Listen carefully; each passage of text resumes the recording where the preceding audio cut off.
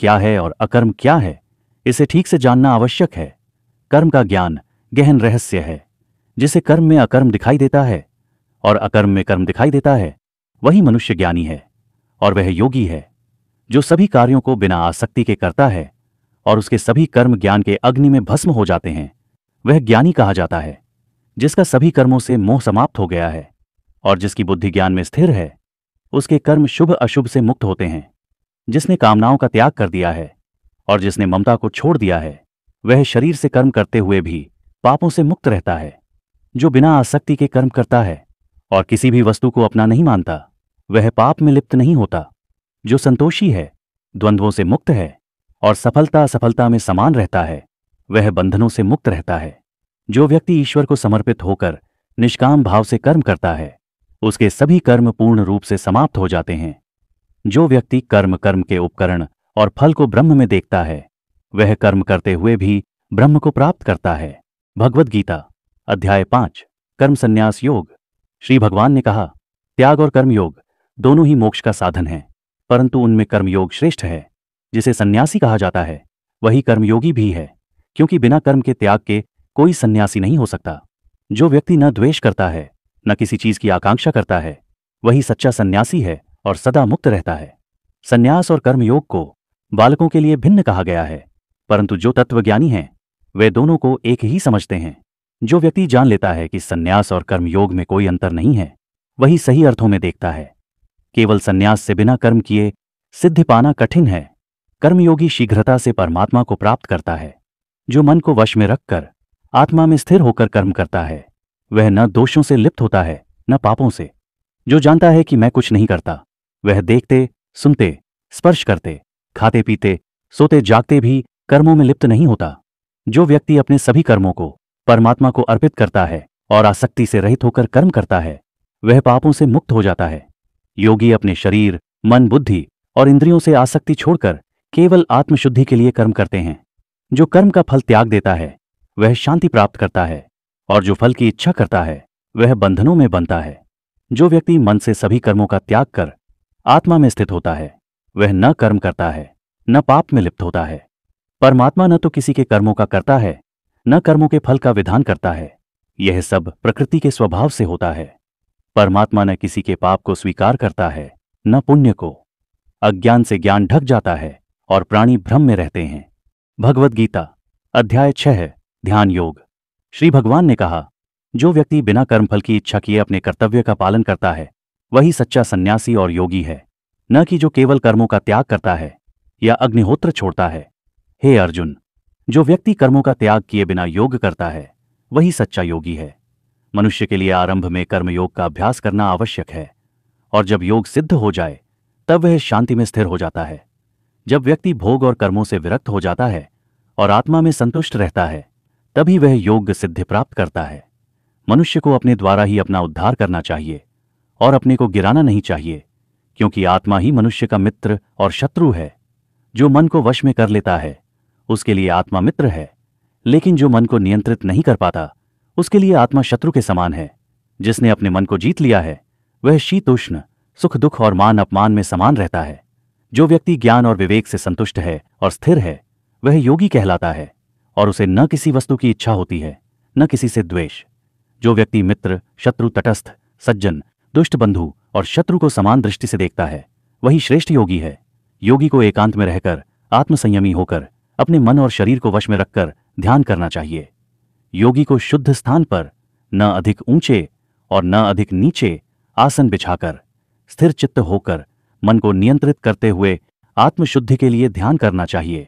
अपने शरीर, गर्दन और सिर को सीधा रखकर दृष्टि को नाक की ओर स्थिर करते हुए भय रहित ब्रह्मचर्य का पालन करते हुए मन को मेरे ध्यान में स्थित करना चाहिए। इस प्रकार आत्मसंयम से युक्त योगी परम शांति को प्राप्त करता है, जो कि ब्रह्म का परम धाम है। जो न तो बहुत खाता है और न बहुत उपवास करता है, न बहुत सोता है और न बहुत जागता है, वही योगी सफल होता है। जो खाने पीने, सोने जागने और कर्मों में संतुलन रखता है, वह योग द्वारा दुखों का नाश कर सकता है।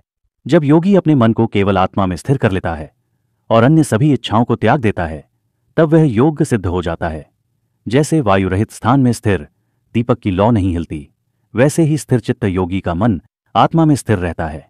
जब योगी अंतर्मन में आत्मा का अनुभव कर अपार आनंद प्राप्त करता है, जो इंद्रियों से परे है और जिसमें स्थिर हो जाने के बाद वह अन्य किसी भी वस्तु को प्राप्त करने की इच्छा नहीं करता, तब वह सच्चे योग में स्थित होता है।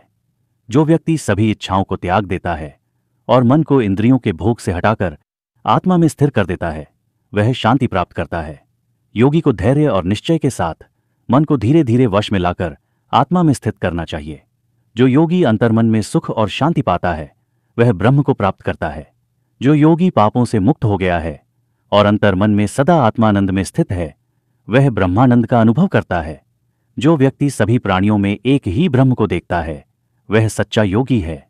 जो मुझे सभी प्राणियों में और सभी प्राणियों को मुझ में देखता है, वह मुझसे कभी दूर नहीं होता और मैं उससे कभी दूर नहीं होता।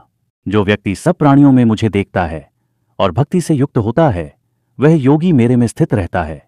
जो व्यक्ति अपने समान सभी प्राणियों को देखता है, सुख और दुख में समान दृष्टि रखता है, वही श्रेष्ठ योगी है।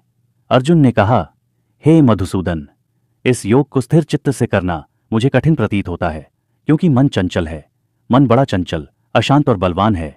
इसे नियंत्रित करना वायु को रोकने के समान कठिन है। श्री भगवान ने कहा, हे महाबाहो, मन को संयम और वैराग्य के द्वारा नियंत्रित किया जा सकता है। जो मन को वश में नहीं कर पाता, उसके लिए योग कठिन है, परंतु जो मन को वश में कर लेता है, उसके लिए योग संभव है। अर्जुन ने पूछा, जो व्यक्ति श्रद्धा के साथ योग का अभ्यास करता है लेकिन मन को वश में नहीं कर पाता और योग से च्युत हो जाता है, उसका क्या होता है? क्या वह नष्ट होकर दोनों लोकों से वंचित हो जाता है, जैसे बिना आधार वाला मेघ टूटकर बिखर जाता है? कृपा करके आप इस संदेह को पूरी तरह दूर करें, क्योंकि इसके समाधान के सिवाय कोई अन्य नहीं है। श्री भगवान ने कहा, हे पार्थ, जो योग से च्युत हो जाता है, उसका न इस लोक में नाश होता है और न परलोक में, क्योंकि पुण्य कर्म करने वाले कभी दुर्गति को प्राप्त नहीं होते। ऐसा व्यक्ति पुण्यात्माओं के घर में जन्म लेता है और वहां सुख भोगता है, या फिर वह ज्ञानियों के कुल में जन्म लेता है, जो इस संसार में दुर्लभ है। अपने पिछले जन्म के संस्कारों के कारण वह फिर से योग की ओर आकर्षित होता है। पूर्व जन्म के अभ्यास के प्रभाव से वह अनायास ही योग में आगे बढ़ता है। जो योगी प्रयासपूर्वक अभ्यास करता है और पापों से मुक्त होता है, वह परम गति को प्राप्त करता है। योगी तपस्वियों से श्रेष्ठ है, ज्ञानी से भी श्रेष्ठ है और कर्मयोगियों से भी श्रेष्ठ है। अतः हे अर्जुन, तुम योगी बनो और उन सभी योगियों में जो श्रद्धा से युक्त होकर मुझ में स्थित हैं और मुझ में लीन रहते हैं, वही मेरे द्वारा सर्वोत्तम माना जाता है। श्रीमद् भगवद गीता अध्याय 7 ज्ञान विज्ञान योग। श्री भगवान ने कहा, हे पार्थ, अब तू वह ज्ञान सुन जिससे जानने के बाद और कुछ जानना शेष नहीं रह जाता। मैं तुझे संपूर्ण ज्ञान और विज्ञान दोनों का विस्तार से वर्णन करूंगा, जिसे जान लेने के बाद इस संसार में और कुछ जानने योग्य नहीं रह जाएगा। हजारों मनुष्यों में कोई एक ही मेरी प्राप्ति के लिए प्रयत्न करता है और उन प्रयत्नशीलों में से भी कोई दुर्लभ व्यक्ति ही मुझे तत्व से जान पाता है। पृथ्वी, जल, अग्नि, वायु, आकाश, मन, बुद्धि और अहंकार, ये 8 प्रकार की मेरी प्रकृति के भौतिक तत्व हैं। हे अर्जुन, यह मेरी जड़ अपरा प्रकृति है। इसके अतिरिक्त मेरी एक चेतन परा प्रकृति भी है, जो इस संसार का आधार है और जिससे यह सारा जगत उत्पन्न हुआ है। यही दोनों प्रकार की प्रकृतियां संपूर्ण प्राणियों की उत्पत्ति का कारण हैं। मैं ही संपूर्ण सृष्टि का आदि और अंत हूं। हे धनंजय, मुझसे बढ़कर कुछ भी नहीं है। जैसे मोती धागे में गूंथे होते हैं, वैसे ही संपूर्ण जगत मुझ में गूंथा हुआ है। मैं जल में रस हूं, चंद्रमा और सूर्य में प्रकाश हूं, वेदों में ओंकार हूं, आकाश में ध्वनि और मनुष्यों में पुरुषार्थ हूं। हे पार्थ, मैं पृथ्वी की सुगंध, अग्नि की ज्वाला, सभी प्राणियों का जीवन और तपस्वियों का तप हूं। हे अर्जुन, मैं ही सभी प्राणियों का बीज हूं। मैं ही बुद्धिमान का विवेक और शक्तिशाली का पराक्रम हूं। हे भरत श्रेष्ठ, मैं ही सतोगुणी, रजोगुणी और तमोगुणी वृत्तियों वाला हूं, परंतु इन गुणों से मैं मुक्त हूं। ये तीनों गुण सत्व, रज, तम मुझसे ही उत्पन्न होते हैं, लेकिन मैं इनसे परे और स्वतंत्र हूं। यह संपूर्ण संसार मेरी माया शक्ति से मोहित होकर इन 3 गुणों के अधीन हो गया है और मुझे, जो इस माया शक्ति का स्वामी हूं, नहीं पहचानता। यह मेरी दिव्य माया शक्ति अत्यंत दुर्जेय है, लेकिन जो मेरी शरण में आते हैं वे इस माया को पार कर लेते हैं। वे लोग जो मूर्ख, दुष्कर्मी और अहंकार से अभिभूत होते हैं, मेरी शरण नहीं लेते, क्योंकि वे राक्षसी और आसुरी स्वभाव के होते हैं। 4 प्रकार के भक्त मेरी भक्ति करते हैं: आर्त, दुखी, अर्थार्थी, धन की इच्छा रखने वाला, जिज्ञासु, ज्ञान की इच्छा रखने वाला और ज्ञानी, तत्वज्ञानी। इन चारों में श्रेष्ठ ज्ञानी है, क्योंकि वह एक निष्ठ होकर मुझसे प्रेम करता है और मैं उसे प्रिय हूं। यद्यपि ये सभी भक्त महान हैं, फिर भी ज्ञानी मुझे आत्म रूप से जानकर मेरी ही भक्ति में स्थित रहता है, इसलिए वह मुझे अत्यंत प्रिय है। बहुत जन्मों के बाद ज्ञानवान व्यक्ति मुझे सब कुछ जानने वाला मानकर मेरी शरण में आता है। ऐसा महात्मा अत्यंत दुर्लभ होता है। जिनकी बुद्धि स्वार्थी इच्छाओं द्वारा हर ली गई है, वे विविध देवताओं की पूजा करते हैं और अपने अपने स्वभाव के अनुसार नियमों का पालन करते हैं। जो भी भक्त किसी देवता की पूजा करता है, मैं उसकी श्रद्धा को स्थिर करता हूं, जिससे वह उसी देवता की पूजा में रत हो जाता है। उस श्रद्धालु भक्त को जो कुछ भी वह देवता देता है, वह वास्तव में मेरे द्वारा ही दिया गया होता है। लेकिन वे लोग अल्पबुद्धि हैं, क्योंकि वे मूल तत्व को नहीं समझते।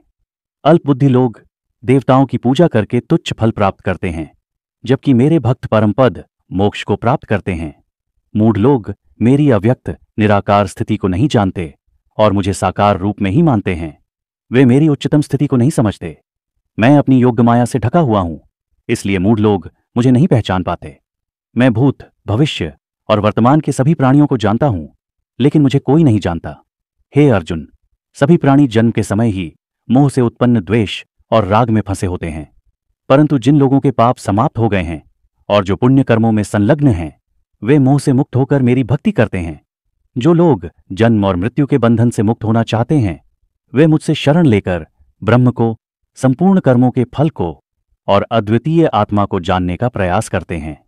जो लोग मुझे आदिदेव, अधिभूत और अधिदैव रूप में जानकर मुझ में एकाग्र हो जाते हैं, वे मुझे अंतकाल में भी जान लेते हैं।